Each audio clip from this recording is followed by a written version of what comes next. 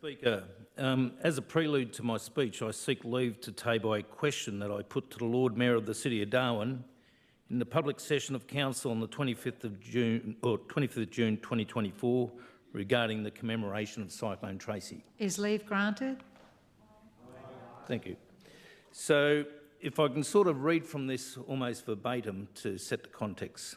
So this was given to the Lord Mayor on the 25th of June. And I said, Lord Mayor, last week I was listening to your interview with Katie Wolfe regarding the proposed structure at Bundilla Beach. And during that interview, you said at least 3 times that the structure was to be public art and not a monument. I say again, to be public art and not a monument. This was consistent with your previous statements to councillors in recent briefings.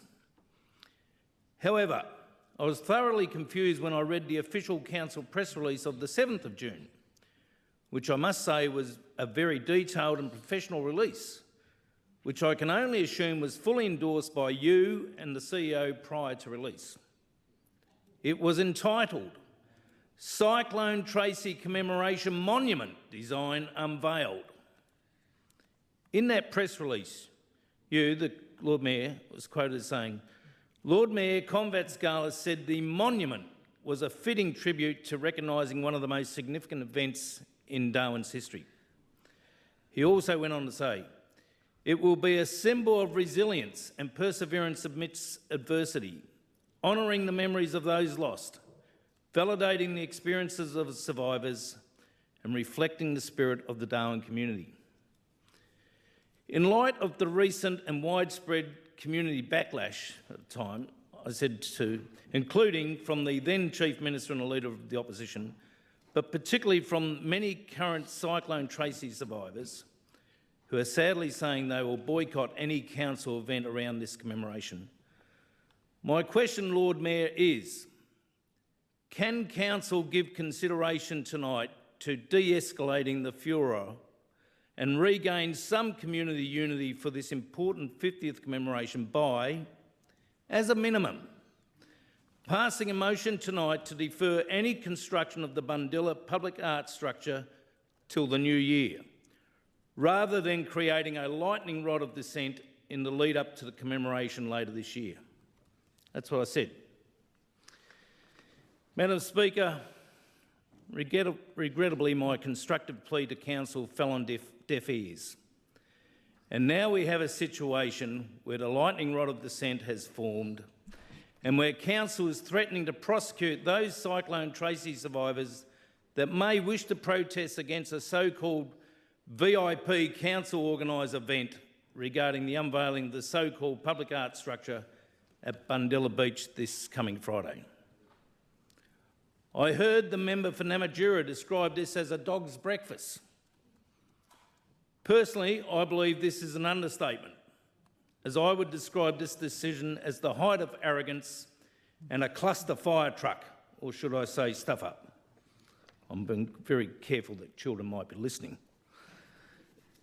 So, Madam Speaker, let me now turn to a second issue about local government procurement, drawing on some quotes from my maiden speech. As I mentioned, I had the pleasure of working as the Deputy CEO of the NT Chamber of Commerce for 5 years. It was here where I worked hard to support our local small to medium businesses, who I publicly describe as the heart and soul of our economy. One of our key highlights was getting the NT government to focus on local procurement, including the introduction of local content weightings, which recognise the net benefit of local business employing local people and reinvest locally far outweighs a contract going to an interstate company who may be able to offer a slightly cheaper price.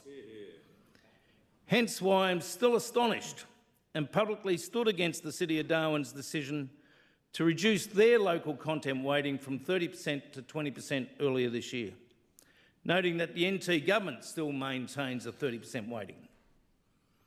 Surely if there is one level of government that should be fully supportive of local business, it should be local government. I will continue to advocate for the City of Darwin to reverse this decision. And the recent decision by Council to award their recycling trash and treasure operation at Shoal Bay to an interstate operator. I say again, interstate operator, rather than our local HPA, Helping People Achieve organisation, who have been operating this facility for the last 6 years with widespread community support. Highlights again that there is a growing trend for the City of Darwin to stop listening to our local community on a range of important issues, and this needs to stop. Madam Speaker, when on council, we had an internal joke. Well, I certainly did anyway. What do you call an arrogant mayor coming down the stairs? Condescending, spelt with a K. My worry is that this may now be closer to the truth rather than just a joke. Madam Speaker, Territorians spoke loudly at the last Territory election about being ignored when they resoundingly voted in a new CLP government. So I warn all councillors not to take our community for granted, as ratepayers will have a similar opportunity to voice their displeasure at the next council elections in August 2025. Thank you.